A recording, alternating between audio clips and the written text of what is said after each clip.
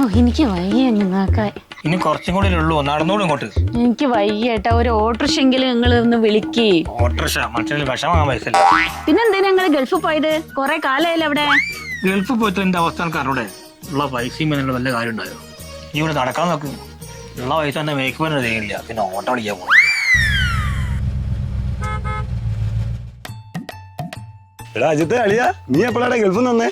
എടോ രാഹുലേ, ഈ അതിനടാ ഗൾഫത്തെ കാര്യമൊന്നും പറയണ്ടാ. കയ്യിലുള്ള പൈസ പോയി പറഞ്ഞാൽ മതി. വെറുതെ പോയി.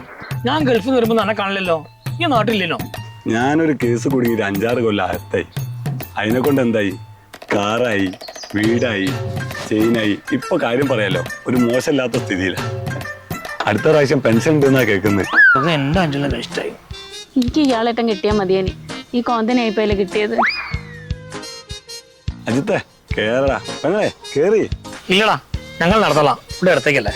നല്ല കാറില്ലേട്ടാ. നടന്നൂറ് ഇങ്ങോട്ട്. ഇവിടെ ഞങ്ങളടാ ഇങ്ങോട്ട് പാട്. കാറ് കറായിട്ടാ. ഒരു കാർ ഇട്ടപ്പോഴേക്കുള്ള മയങ്ങിപ്പോയി. കാറ് കറായിട്ടാ. അവിടെ പോര്. അല്ലെങ്കിൽ നിങ്ങളെ കൊണ്ട് എന്ത് ഉപകാരമുള്ളത്?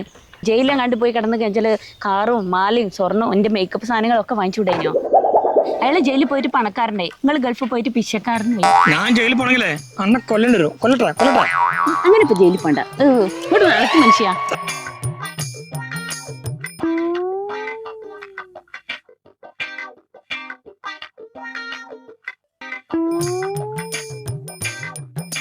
എടാ രാഹുലെ, ഉനക്ക് പെണ്ണ് ശരിയായടാ. മംഗലം തറവാട്ടിലെ പെണ്ണിന് അന്ന മതിന്ന്.